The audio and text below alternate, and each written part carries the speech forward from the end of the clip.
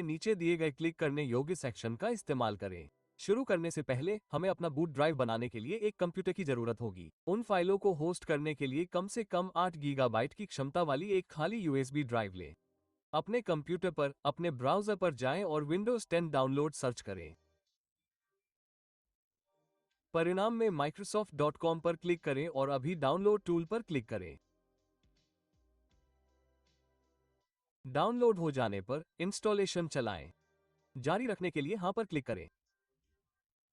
फिर नियम और शर्तों से सहमत हों। चूंकि हम यूएसबी डिवाइस से इंस्टॉल चलाने जा रहे हैं, इसलिए सीधे इंस्टॉल करने के बजाय इंस्टॉलेशन मीडिया बनाए चुनें।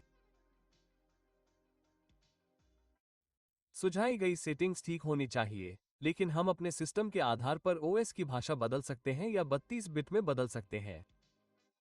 यूएसबी इंस्टॉल बनाने के लिए यूएसबी फ्लैश ड्राइव चुनें और नेक्स्ट पर क्लिक करें। कंप्यूटर में आपकी यूएसबी ड्राइव डालने पर यह सूची में दिखाई देनी चाहिए। यदि नहीं, तो ड्राइव सूची को रिफ्रेश करें। यदि ये दिखाई नहीं दे रहा है, तो इसे FAT32 में फॉर्मेट करने का प्रयास करें। ड्राइव चुनें और जारी रखें। कुछ मिनट प्रतीक्षा करें जब तक कि क्रिएशन टूल आवश्यक फाइलें डाउनलोड न कर ले। जब ये हो जाए तो फिनिश पर क्लिक करें।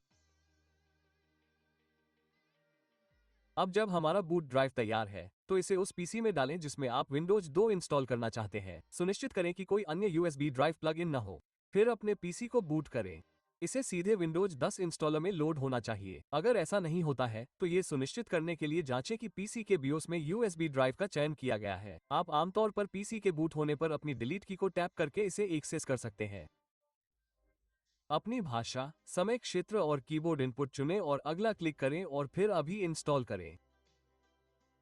आपसे एक सक्रियण कुंजी दर्ज करने के लिए कहा जाएगा। अगर आपने विंडोज 10 की एक प्रति खरीदी है, तो उसे अभी दर्ज करें। यदि नहीं, तो आप अभी भी मेरे पास उत्पाद कुंजी नहीं है पर क्लिक करके इंस्टॉल कर सकते हैं। विंडोज 10 अभी बिना कुंजी के बिल्कुल ठीक चलेगा।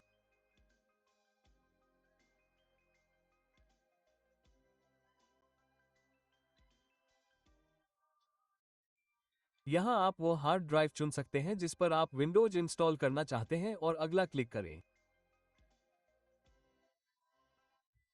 अब अपने पीसी पर विंडोज 10 इंस्टॉल होने तक प्रतीक्षा करें। जब ये हो जाए, तो आपका पीसी अपने आप रीस्टार्ट हो जाना चाहिए। इस प्रक्रिया के दौरान अपने पीसी को बंद करके या अनप्लग करके बूट प्रक्रिया को बाधित न करें। जब ये पूरी तरह से बूट हो जाता है, तो हमें विंडोज 10 सेटअप स्क्रीन पर जाना चाहिए।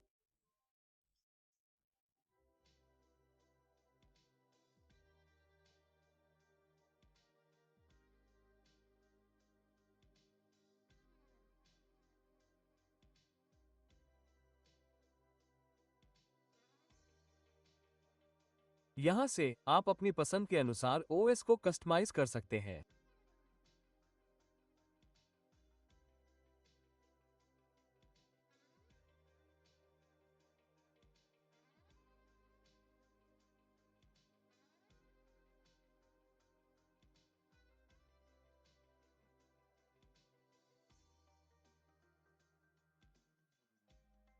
सेटअप प्रॉम्प्ट पूरा होने के साथ अब हम विंडोज 10 की एक नई कॉपी के साथ डेस्कटॉप पर हैं।